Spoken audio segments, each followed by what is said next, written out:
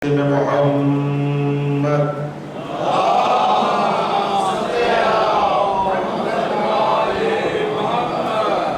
وأهل بيته الأطيبين الأطهرين المعصومين المنتخبين المنتجبين الهداة المهديين الذين أذهب الله عنهم الرجس وطهرهم تطهيرا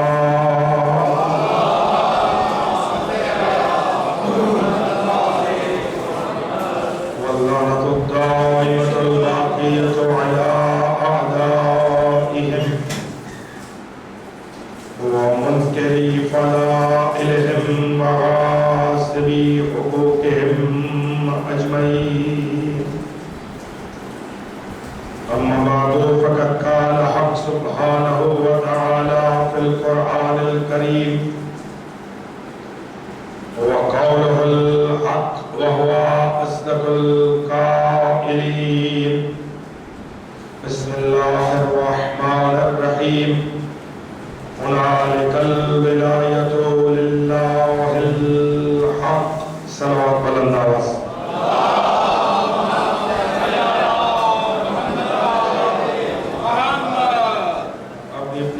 حاجات کی قبولیت اللہ عزاداران کی توفیقات میں اضافہ جتنے مومنین دامِ دل میں سخن قدم ہیں ان پروگراموں کے انعقاد میں حصہ دار ہیں ان تمام کی توفیقات میں اضافہ کے لیے بیماروں کی شفایابی کے لیے ظہور امام میں تعجیل کے لیے سرور نجی محمد وآل محمد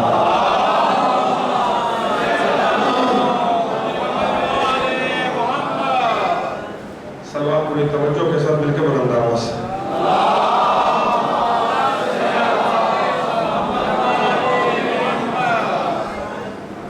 عزیزان گرامی قدر واجب الاحترام سامعین حضرات، سلسلہ سخن کی تیسری گفتگو عنوان ولایت الہیہ و مقام اہل بیت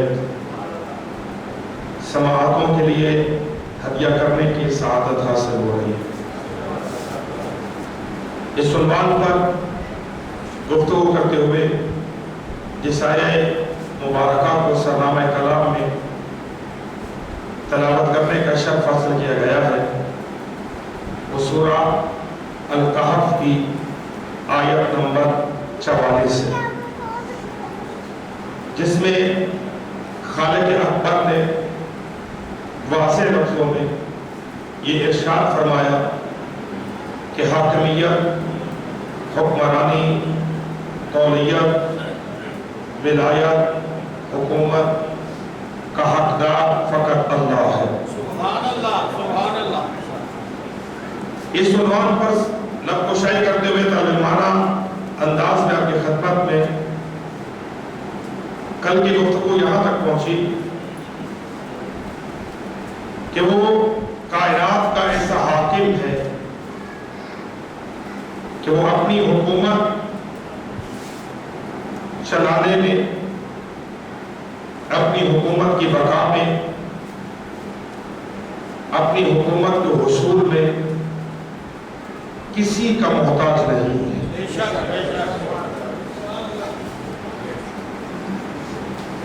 کائنات نہیں تھی وہ تھا، کائنات ہے وہ تب بھی ہے، کائنات نہیں ہوگی وہ تب بھی ہوگا۔ اسی لیے سور پھونکنے کے بعد جب کائنات کے نظام کو تہو بھالا کر دیا جائے گا اور ایک ہوا کے جھونکے کے ساتھ بڑے بڑے بوجھ ملیامت کر دیے جائیں گے، کائنات کو اختتام پر پہنچانے کے بعد بڑے بڑے سلاطین، بڑے بڑے بادشاہ، بڑے بڑے شہنشاہ جس میں موجود ہوں گے، دنیا کی سپر پاورز کو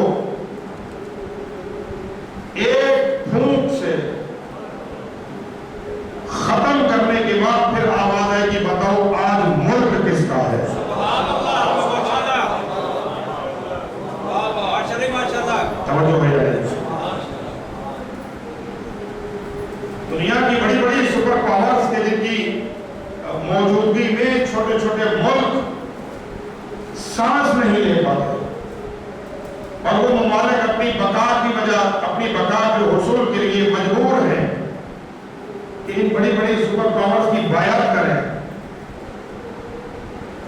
اپنے اقتدار کو بچانے کے لیے. زمانے کے فرعون، حامان، قارون، نمرود، شداد، انہیں ایک پھونک سے مریم میٹ کرنے کے بعد زیادہ کچھ طاقت کا استعمال نہیں، خدا زیادہ طاقت کا استعمال نہیں کرے گا، احد کے پہاڑ کو الٹ نہیں دے گا ملکوں کے اوپر. صرف قرآن کہتا ہے کہ ایک فرشتے سے کہا جائے کہ ایک پھونک مارو صرف، تاکہ ہم بتائیں سپر پاور ہونا اور ہے اور سپریم پاور ہونا اور ہے.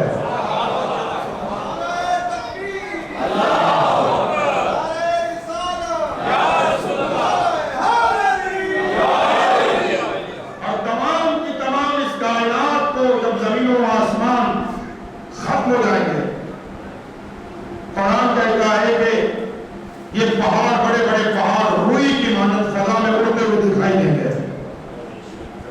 زمین ہچکولے کھانے ہوگی، آسمان زمین پہ آ جائے گا. یہ سارا کچھ ختم کرنے کے بعد ایک آواز گونجے گی، لمن الملک. آج اقتدار کس کا ہے؟ آج حکومت کس کی ہے؟ آج قادر کون ہے؟ آج بادشاہ کون ہے؟ آج شہنشاہ کون ہے؟ آج اس کائنات کا نظام چلانے والا کون ہے؟ اس وقت آواز ہے للہ الواحد القہار. وہ اللہ ہے، کتنے وہ ایک ہے، واحد ہے، قہار ہے. اقتدار اسی کے پاس ہے، حاکمیت اسی کے پاس ہے، اور حاکمیت کا حق اس کی ذات میں منحصر ہے. قل اللہم مالک الملک. میرا محمد، میرا مصطفیٰ، میرا مصطفیٰ، میرا طٰہٰ، میرا یاسین، میرا مزمل، میرا مدثر، میرا واللیل کی زلفوں والا، ذرا اپنے ہاتھوں پہ اٹھا کر دعا کر، پکار مجھے. کیا کہے؟ اللہم مالک الملک. اے پروردگار، تو ملک کا مالک ہے. متوجہ ہے بولا کیا نہیں ہے؟ قل اللہم مالک الملک. اے پروردگار، تو ملک کا مالک ہے. تؤتی الملک من تشاء وتنزع الملک ممن تشاء. تو جسے چاہتا ہے ملک دے دیتا ہے، اور جس سے چاہتا ہے ملک لے لیتا ہے. نہ تیرے علاوہ کوئی ملک دینے پہ قادر ہے، نہ تیرے علاوہ کوئی ملک چھیننے پہ قادر ہے. سمجھو یہ نہیں ہے؟ نہ تیرے علاوہ کوئی ملک دینے پہ قادر ہے، نہ تیرے علاوہ کوئی ملک واپس لینے پہ قادر ہے. وَتُعِزُّ مَن تَشَاءُ وَتُذِلُّ مَن تَشَاءُ. جسے چاہتا ہے تو عزت دیتا ہے، جسے چاہتا ہے تو ذلت سے دوچار کر دیتا ہے. بِيَدِكَ الْخَيْرُ. مگر یہ طے ہے کہ تیرے قبضہ اختیار میں خیر ہے. توجہ ہو.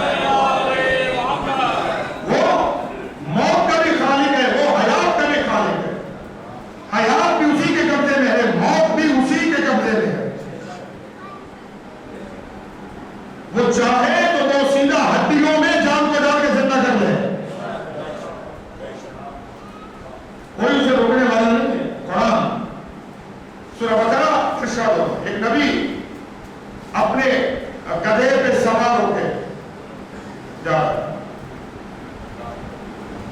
اس بنیاد پر عزت کا ڈڈورا پیٹنا کہ نبی کی سواری رہی تو نبی کی سواری میں بہت کچھ رہا. مطلب کیا بتا جائیں گے جناب عزیز گدھے پہ سوار ہو کے جا رہے. ایک قبرستان سے جناب عزیز کا گزر ہوا. کچھ موسیدہ ہڈیوں پہ عزیز کی نگاہ پڑی. اب وہ قادر تو ہے مگر تو انہیں زندہ کیسے کرے گا؟ مطلب یہ ہے کہ مقام ولایت الہیہ اور مقام اہل ہے. قادر تو ہے مگر تو انہیں زندہ کیسے کرے گا؟ اچھا عزیز نے نیند کو مسلط کر دیا. یہ سوچ کے عزیز نے پڑا ہوا تھا ایک درخت کے نیچے رکے. نیند کا غلبہ ہونے لگا. گدھے کو باندھا. نبی سو گئے. آنکھ کھلی. اللہ نے پوچھا کتنا سوئے؟ میرے ساتھ رکھا ہوں جو ہوا ہمارا کیونکہ میں نے اپنے وعدے پہ کارمندوں کے مجھے بالکل سریز کر کے گفتگو کی خدمت میں کرنی ہے. پوچھا عزیز کتنا سوئے؟ پروردگار یا آدھا دن سویا یا پورا دن سویا. یعنی پورا دن یا آدھا یا تھوڑا اس سے زیادہ. اس سے زیادہ نہیں سویا. اچھا ذرا اپنے گدھے کو دیکھو. عزیز ذرا گدھے کو دیکھو. توجہ ہو میرے ساتھ اللہ کیا کرے. عزیز ذرا اپنے گدھے کو دیکھو. اب تو دیکھا تو وہ ہڈیوں کا ڈھانچہ نہ کوئی کھال نہ کوئی گوشت اور سیدھا ہڈیاں. کھانا دیکھو. کھانے کو دیکھا تو وہ تر و تازہ.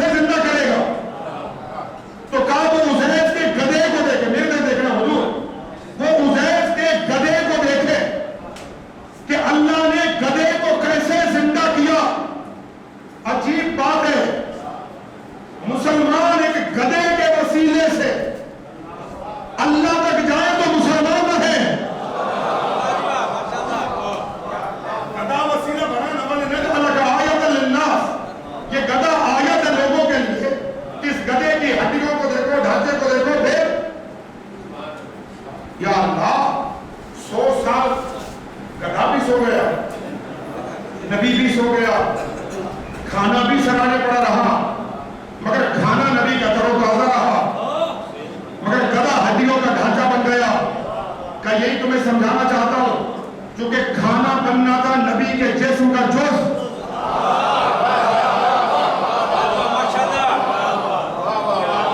توجہ نہیں کر رہے، میں کیا کہہ رہا ہوں؟ کھانا بننا تھا نبی کے جسم کا جز،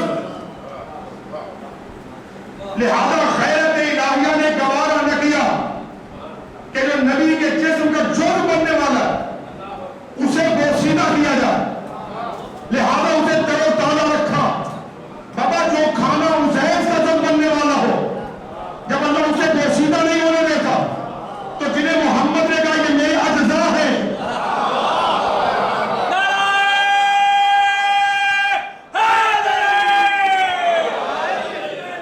جنہیں مصطفیٰ نے کہا کہ یہ میرے اجزاء ہیں، ان کا خون میرا خون ہے، ان کا گوشت میرا گوشت ہے، ان کی روح میری روح ہے، یہ مجھ سے جدا نہیں ہے، میں ان سے جدا نہیں ہوں۔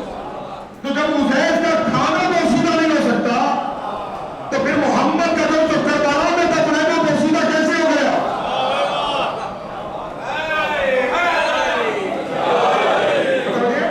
اللہ قادر ہے۔ عزیز نے کہا تو کیسے زندہ کرے گا؟ خدا نے ایک گدھے کو مثال بنا دی۔ عزیز یہ 100 سال تم بھی سوئے ہو، گدھا بھی سوئے، مگر جب تم اٹھے ہو تو تم انسان اٹھے ہو۔ آپ نے نیازی کیجئے، ادھر ادھر دیکھیے، میں نمبر پڑھ رہا ہوں، میں قرآن پڑھ رہا ہوں۔ بابا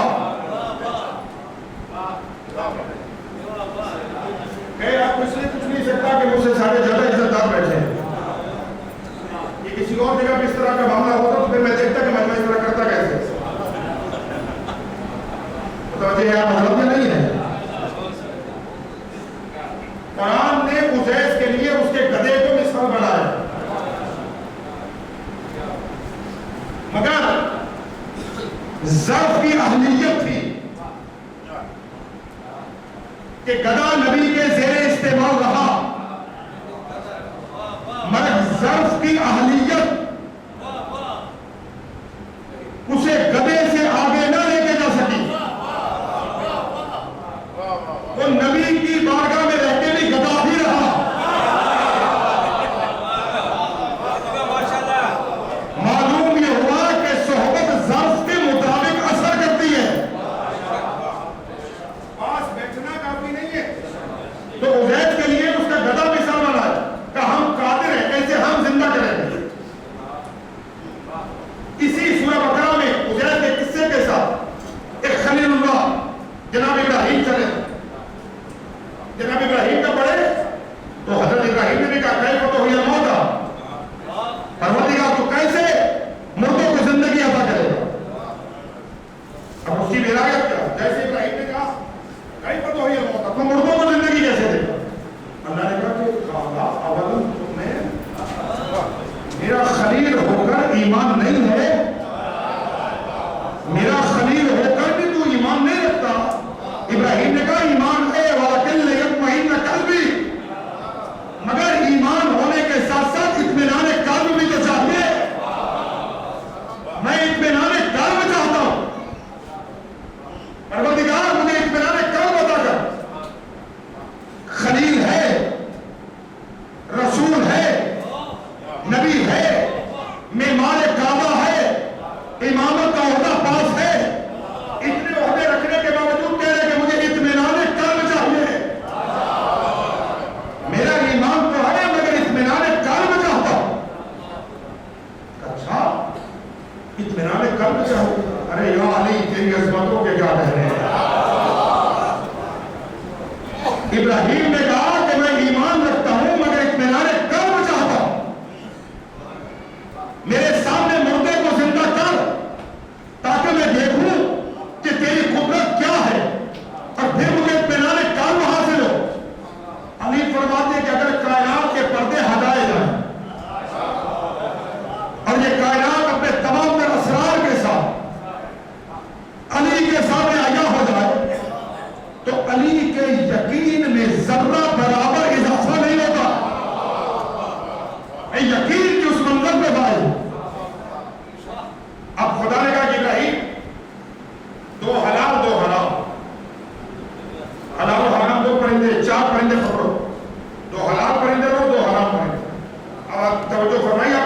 تو ایک بہترین نتیجہ اسی واقعے سے نکلے گا.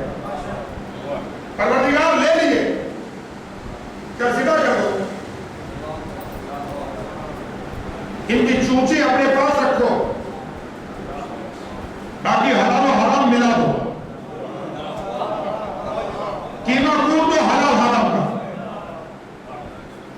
حکم خدا تھا, ابراہیم نے حلال حرام کا قیمہ کود دیا. معلوم ہے آپ کو قیمہ کیسے کودا جاتا ہے نا؟ جب قیمہ کود دیتے پھر پتہ نہیں چلتا گدھا ہے کہ بکرا ہے, پھر کچھ نہیں پتہ چلتا. ویسے بھی کھانے میں کچھ لوگ اتنے تیز ہوتے ہیں انہیں حلال حرام کی ویسی پہچان نہیں ہوتا. ابراہیم نے حلال حرام کا قیمہ کوٹ دیا پروردگار. کب پتہ تو نہیں چل رہا نا حلال کہاں ہے حرام کہاں ہے. کیا پروردگار کو کیا پتہ چلے گا کون سا ذرہ حرام ہے کون سا حلال ہے؟ مخلوط ہو گئے. کب 4 پہاڑ کی چوٹیوں پہ انہیں رکھ دو, رکھ دیا.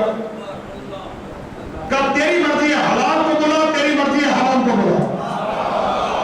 جاگنا ہے جاگنا ہے جاگنا میرے ساتھ. تیری مرضی ہے تو حلال کو بلا, تیری مرضی ہے تو حرام کو بلا. حلال بلا یا حرام بلا. پھر ہماری قدرت کا مظاہرہ دے. ابراہیم نے ایک چونچ پکڑی, آواز دی, مثلا کبوتر کو آواز دی. جس جگہ پر کبوتر کے اجزاء تھے وہاں سے کبوتر کے اجزاء اٹھے اور وہاں پہ اس کی چونچ کے ساتھ ملے, اس کا جسم بنا. یعنی کبوتر کے اس وجود میں کوئی ایک ذرہ بھی حرام کا نہیں تھا. بات ہے کہ ایک اور بولا, اسے پکڑ, اسے کہو میں کر دے گا بابا, میں کر دے گا, مجھے معلوم ہے کبوتر ہے آپ کے پاس. کہا ایک اور بولا, اب اس نے حرام جب میں مطلب مور کی چونچ کو پکڑا, بلایا جہاں جہاں اس کے اجزاء سے وہ اٹھے, اس میں سارے حرام نہ لیا. خدا نے کہا ابراہیم ہماری قدرت کو دیکھ, اگر کسی منظر پر حلال حرام اکٹھے کر بھی دیے جائے, پھر جب ہم اٹھائیں گے, ہم حلال کو حلال اٹھائیں گے.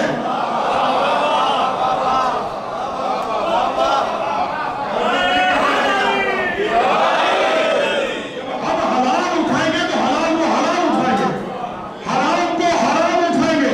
یعنی اگر کسی مقام پر مومن منافق ایک جگہ پر ہی دفن کر دیے جائے تو جب ہم اٹھائیں گے مومن وادی السلام سے اٹھے گا, منافق وادی برہوت سے اٹھے گا. کوئی کہے کہ یہ کیسے ممکن ہے, کیسے ابراہیم کے واقعے میں ممکن ہے. یہی تو وجہ ہے کہ روایتوں نے کہا بچوں کے لیے واضح کروں, سامت فرما لیں, تھوڑی شاید آگے آ سکتے تو آگے آ جائیں. تکبیر, اللہ اکبر, نعرہ رسالت, نعرہ حیدری, حسینیت زندہ باد, حسینیت زندہ باد, یزیدیت مردہ باد, یزیدیت مردہ باد, اور محمد و آل محمد بلند تر صلوات.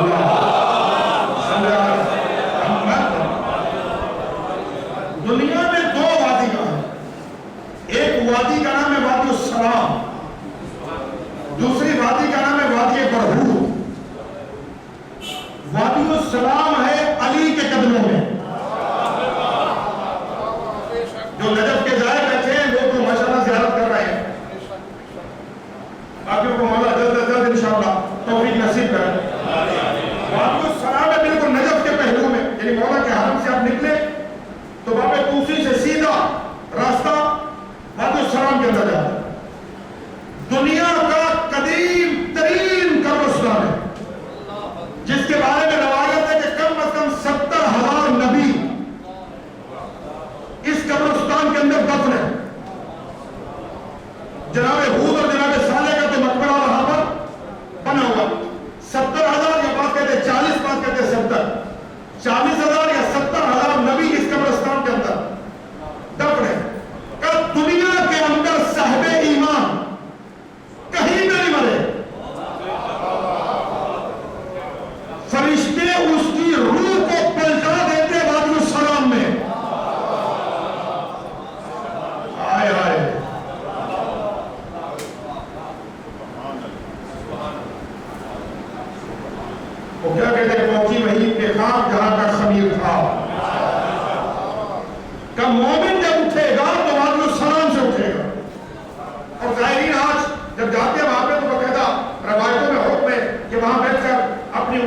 اگر کوئی اپنی قبر نقیب دے جگہ معین کرے تو کہا جب یہ اٹھے گا تو یہ اسی مقام سے وادی السلام سے اٹھے گا. کہ منافق کہیں پہ رہے اس کی روح کو پلٹا دیا جاتا ہے وادی برہوت میں جو یمن میں ہے. وادی برہوت یمن کے اندر کل اس کی روح کو وہاں پر جایا جاتا ہے.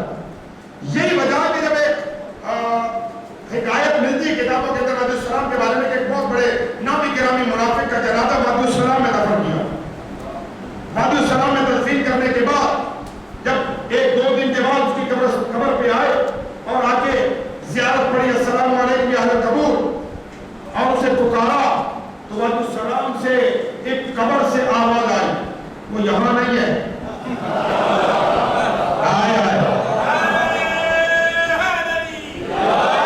یہاں نہیں ہے اسے ملنا ہے تو وادی برہوت میں جائیے.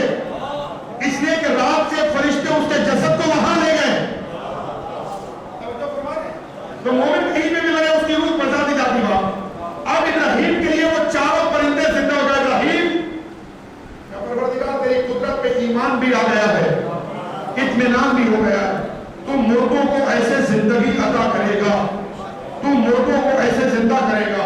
عزیزان من میں نے گزارش کی کہ آپ کی خدمت میں ولایت الہیہ سے ولایت اہل بیت تک آئیے.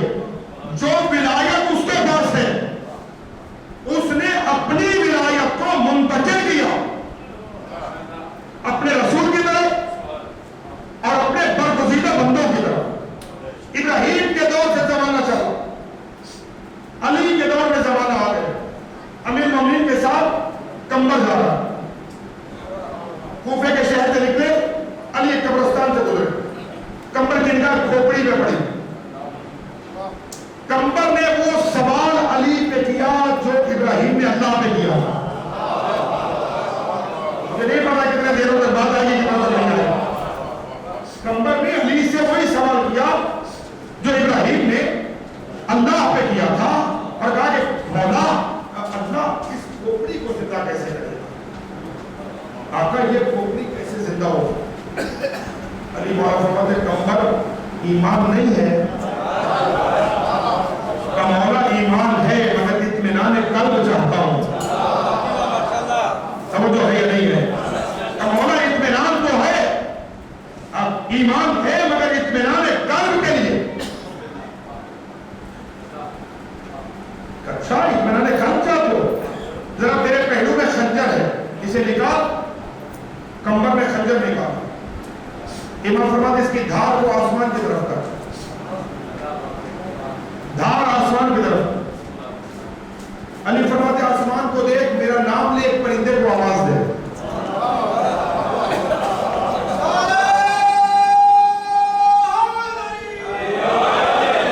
علی فرماتے کہ آسمان کی طرف دیکھ, میرا نام لے, ایک پرندے کو بولا. کمبر نے علی مولا کا نام لیا اور آسمان سے ایک پرندے کو بولا.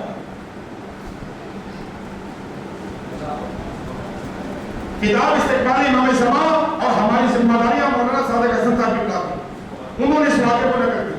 کہ کمبر نے آواز, ایک پرندہ آیا.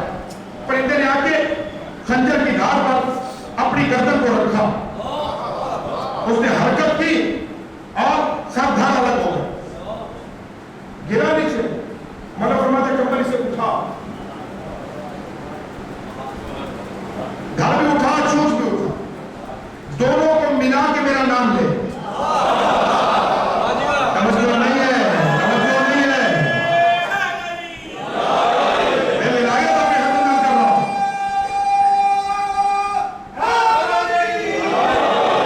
فرماتے میرا نام لے. کمبر نے اٹھایا, علی کا نام لیا, وہ پرندہ زندہ ہوا, واپس چلا گیا. علی فرماتے پھر دوبارہ کمبر نے پھر نام لیا, پھر وہی پرندہ واپس. پھر اس نے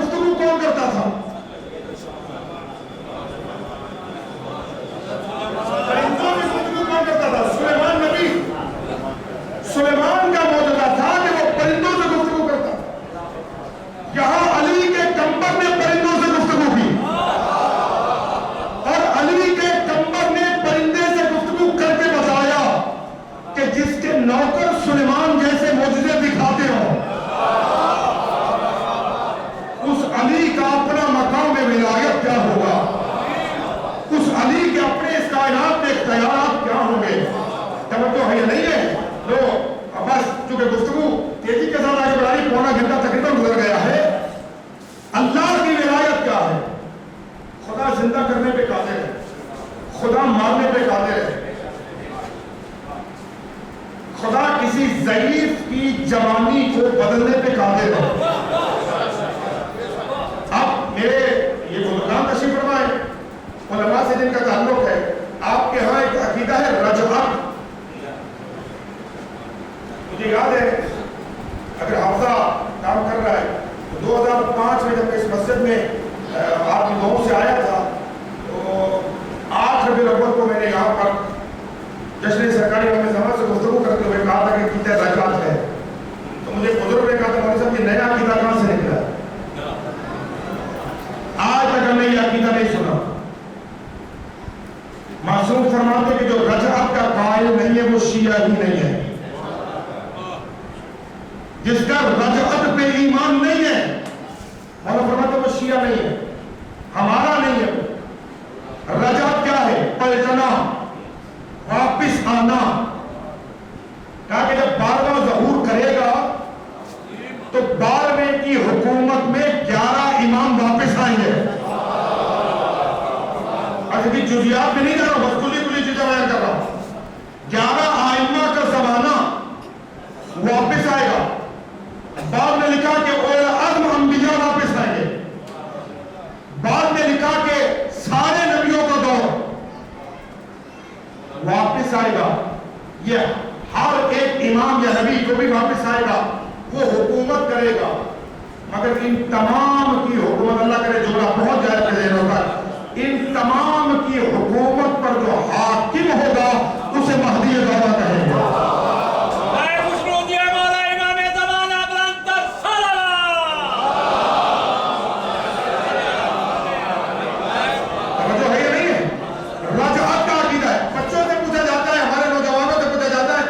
تم جو کہتے ہو دور پلٹے گا، کوئی دلیل دے رہا ہوں.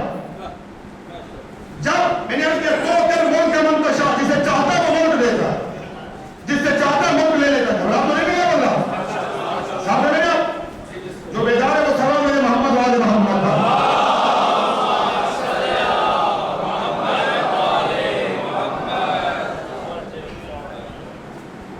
ایک نبی جو مصر میں غلام بن گیا ہے، ٹھیک ہے، جناب یوسف مصر میں غلام بن گیا، خرید لیا زلیخا نے، علی جب مصر کے پاس چلے گئے، اس کے محل میں چلے گئے.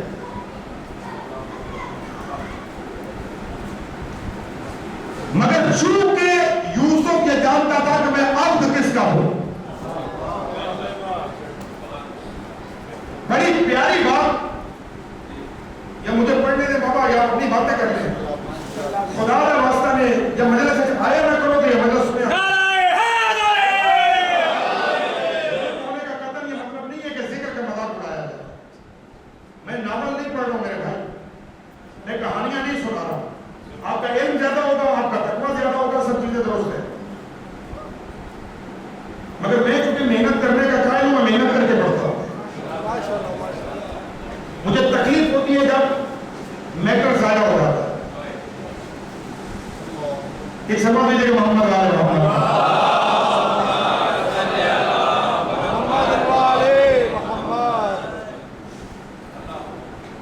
بہت پیاری بات لکھی قبلہ آیت اللہ ناصر مکرم شرازی دامہ زندہ ہے. جب جناب یوسف کی سواری ایک راستے سے گزری تب تک زلیخا بیکاری ہو گئی تھی اور یوسف عزیز مصر ہو گیا. جب سواری گزری تو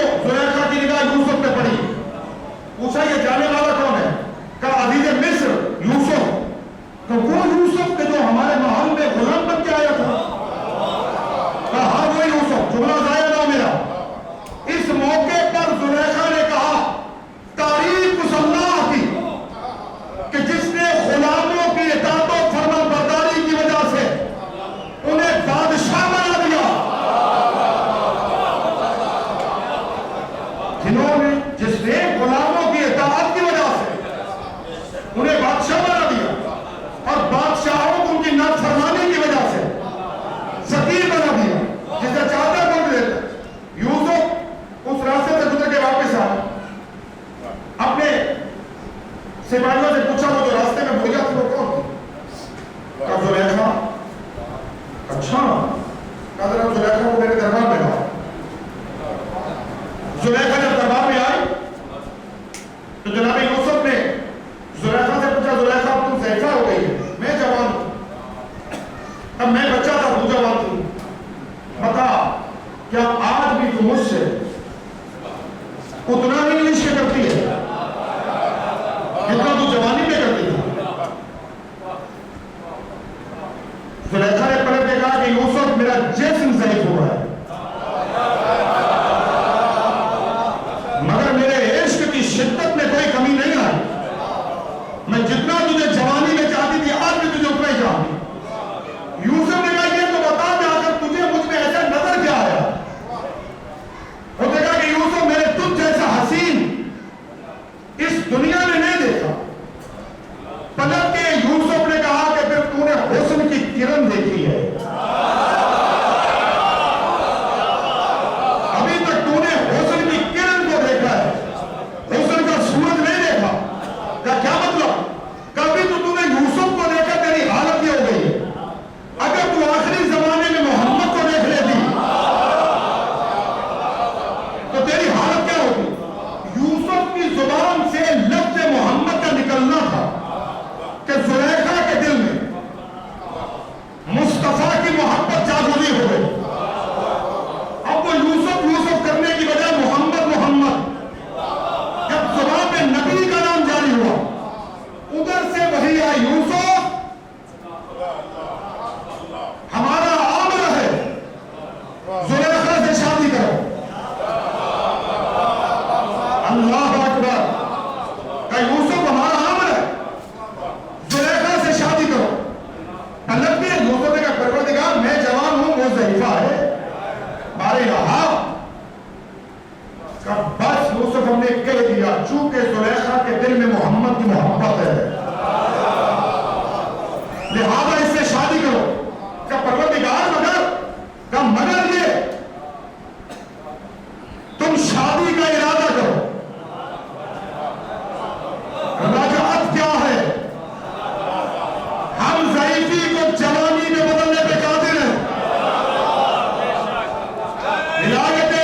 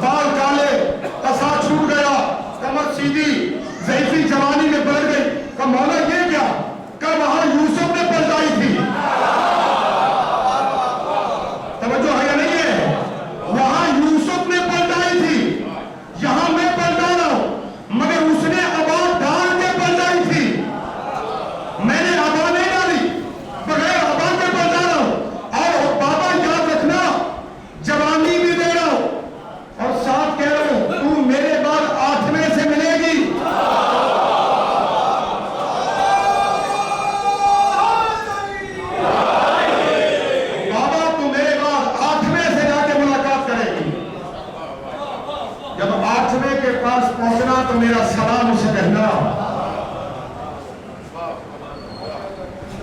یہ اس ولایت کے مالک ہے جو ولایت الہیہ ہے. کبھی بھول کر بھی یہ نہ کہنا کہ یہ کر سکتے تھے یہ نہیں کر سکتے تھے.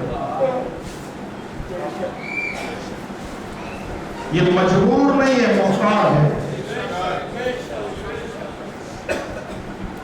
سجاد کا طوق پہننا کسی مجبوری کا نتیجہ نہ تھا. زحمت تمام ہو گئے. سجاد کا طوق پہننا کسی مجبوری کا نتیجہ نہیں تھا کہ سجاد مجبور تھا.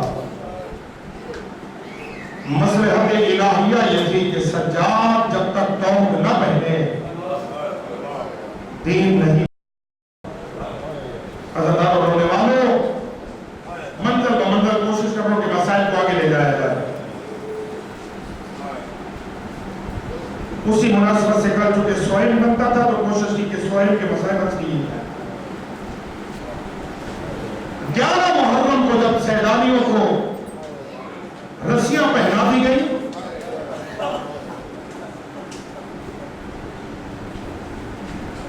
شمر بے غیرت نے حسین کی زلفوں میں ہاتھ ڈالا. ہاتھ ڈال کر یہ بے غیرت حسین کا سر ہلاتا ہوا عمر سعد مرحوم کے پاس پہنچا. میں پڑھ نہیں سکتا، روایت کا جملہ پڑھ نہیں سکتا، روایت سخت اتنی میں پڑھوں گا نہیں، صرف اشارہ کروں گا اور دیکھنا میری طرف. یہ بے غیرت عمر سعد کے قریب پہنچ کر اس نے غریب زہرا کا سر یوں نہیں کیا، بلکہ اس بے غیرت نے سر کو یوں ہوا میں اچھالا. اللہ جانے کس طرح بطول کے بیٹے کا سر زمین پہ آیا. عمر صاحب نے غریب کا سر دیکھا، دیکھنے کے بعد کہتا ہے کون ہے جو ہمارے کوفہ پہنچنے سے پہلے حسین کا سر کوفے پہنچائے. خولی مرحوم آگے بڑھا، آگے بڑھ کے کہتا مجھے سر دے، میں سر لے کے عبید اللہ بن زیاد کے پاس جاتا ہوں. اس نے غریب زہرا کا سر خولی کو دیا. اس بے غیرت نے سر لے کر اس ٹوکرے میں رکھا جس میں جانور کا دانہ رکھا جاتا ہے. غریب کا سر ٹوکرے میں رکھ کر سر پر گھوڑا دوڑایا. اس نے جب کوفہ پہنچا شام ہو چکی تھی، کوفے کا دروازہ بند ہو گیا تھا. بند دروازے کو دیکھ کر کہتا خونی سر حسین کا ہے. کسی کو خبر ہوگی اور کسی نے سر چھین لیا عبید اللہ مجھے چھوڑے گا نہیں، مگر کیا کروں، کہاں جاؤں، رات کا وقت ہو گیا ہے. اس بے غیرت کی 2 بیویاں تھیں. ایک مومنہ تھی جس کا نام تاریخ اور مقتل نوار لکھا ہے. دوسری بیوی منافقہ تھی. نوار کوفے سے باہر رہتی تھی. سوچتا چلو آج نوار کے گھر جاتا ہوں، رات میں بسر کرتا ہوں، صبح ہوگی پھر حسین کا سر لے کے عبید اللہ بن زیاد کے پاس چلا جاؤں گا. 2 قدم چلا، سوچتے خونی نوار ہے حسین کی شیعہ. میرا پڑھنا آسان ہے، آپ کا سننا آسان ہے. ذہن میں سوچتا ہے کہ نوار ہے مومنہ. جب اسے پتہ چلے گا یہ حسین کا سر ہے، مرنے سے پہلے مر جائے گی. پھر کہتا میں بتاؤں گا ہی نہیں. چلا نوار کے دروازے پہ آیا، دکتر بات کیا. دکتر بات کرنے کے بعد نوار دروازے پہ آئی. کون؟ کہا کھولی ہوں. دروازہ کھولا، بی بی دیکھ کہ معلوم کہاں سے آ رہا. کہا یزید کے باغیوں سے جنگ تھی. کہا پھر؟ کہا باغی مارے گئے، یزید فاتح ہو گیا. کل اس باغی کے حرم قید ہو کے کوفہ آ رہے، اندر قدم رکھا. نواب دیکھ کر کہتی لا میرا انعام مجھے دے، تو جنگ سے آیا ہے نا. دیکھ کر کہتے صبح دربار جاؤں گا تو حصہ ملے گا تجھے دے دوں گا. نواب کہتے مجھے پیسے نہیں چاہیے، مجھے مدینہ جانے کی اجازت دے. مدینے کا نام آیا، یہ دیکھ کر کہتا ہے کہ مدینہ جانے کی اجازت کیوں مانگتی ہے؟ نماز رو کے کہتی ہے پتہ نہیں 2-3 دنوں میں کبھی میں بطول کو روتا ہوا دیکھتی ہوں، کبھی میں رسول کو روتا ہوا دیکھتی ہوں، خدا خیر کرے میرا آقا مدینے میں خیریت سے ہو، کھولی مجھے اجازت دے۔ یہ دیکھ کر کہتے ہیں شاید تیرے خواب کی تعبیر صبح تجھے کوفے کے بازار میں مل جائے۔ رونے والے وزاداروں، نماز اپنے بستر پہ جا کے لیٹ گئی، اس بے غیرت نے پورے گھر کو دیکھنا شروع کیا، دیکھتے دیکھتے اس کی نگاہ تندور پہ پڑی، تندور کے قریب آیا، غریب زہرا کا سر اٹھا کے اس نے تندور میں رکھا۔ جو مسجد حنانہ کی زیارت کر رہے ہو نا، وہاں پر راس الحسین، مقام راس الحسین بنا ہوا ہے۔ ایک روایت ہے کہ یہ وہی مقام تھا جہاں پر خولی نے آ کے امام کا سر رکھا تھا۔ اس بے غیرت نے تندور میں سر رکھا، سر رکھ کر اوپر ڈھکنا دے کے بستر پہ سو گیا۔ تہجد کی نماز کے لیے نماز کی آنکھ کھلی، نماز جیسے گھر کے صحن میں آئی، تندور میں سے نور کی شعائیں نکل رہی تھی۔ نماز میں تندور سے نکلنے والی شعاؤں کو دیکھا، سوچتی ہے نماز رات نے تندور سرد نہیں کیا تھا، آگ بجھائی نہیں تھی؟ پھر کہتی نہیں میں نے آگ تو بجھائی تھی، ابھی سوچ رہی تھی کہ نوار کے گھر میں نور کی ایک اماری اتری۔ رو لو شرم نہ کرو نا، نور کی ایک اماری اتری، جیسی اماری اتری اس اماری میں سے چند بیویاں نکلی۔ ایک بیوی چلتی چلتی اس تندور کے قریب آئی، تندور کے قریب آ کر اس نے غریب کا سر نکالا، سر نکال کے اس بیوی نے رونا شروع کیا۔ ہائے رونے والوں، نوار قریب آ کے ہاتھ باندھ کے کہتی بیویوں تم کون ہو اور میرے گھر میں آ کے ماتم کیوں کر رہی ہو؟ مطلب کا جملہ یہ ہے، ایک بیوی دے کر کہتی مجھے پہچان، میں آدم کا ہر حقا ہوں۔ دوسری کہتی مجھے پہچان، میں آسیہ بنت مراحم ہوں۔ تیسری کہتی مجھے پہچان، میں مریم بنت عمران ہوں۔ چوتھی بیوی کو اتنی مظلوم تھی، دیکھ کے کہتی نوار مجھے پہچان، میں محمد کی بیٹی فاطمہ ہوں۔ اجر و ثمن اللہ، میں محمد کی بیٹی فاطمہ ہوں۔ تیرے شوہر نے میرے غریب کا سر لا کے تندور میں رکھ دیا تھا۔ ہائے رونے والوں، جلدی سے نوار تندور کی جانب پڑی، امام کا سر نکالا، سر نکال کے دیکھا، موتی نے بوسہ دیا، بوسہ دینے کے بعد نوار زمین پہ بیٹھی، گود میں رکھنے کے بعد کہتی مولا میں تیری شہادت کا ماتم تو بعد میں کروں گی، مگر مولا تو شہید رائے خدا ہے، دعا مانگ تیری شہادت کی خبر مدینے میں زینب نے نہ ملی۔ اجر و ثمن اللہ، اجر و ثمن اللہ، مولا دعا مانگ تیری شہادت کی خبر مدینے میں زینب کو نہ ملی ہو۔ ادادارو زینب کا نام آیا، غریب کے لب ہلے، کل نواز یہ دعا نہ مانگ، اسی لیے 70 قدم پہ کھڑی تھی جب بے غیرت کا خنجر چل رہا تھا اور رو رو کے کہہ رہی تھی او لوگو یہ محمد کا بیٹا۔ فلا لعنت اللہ سيعلم الذين ظلموا أي منقلب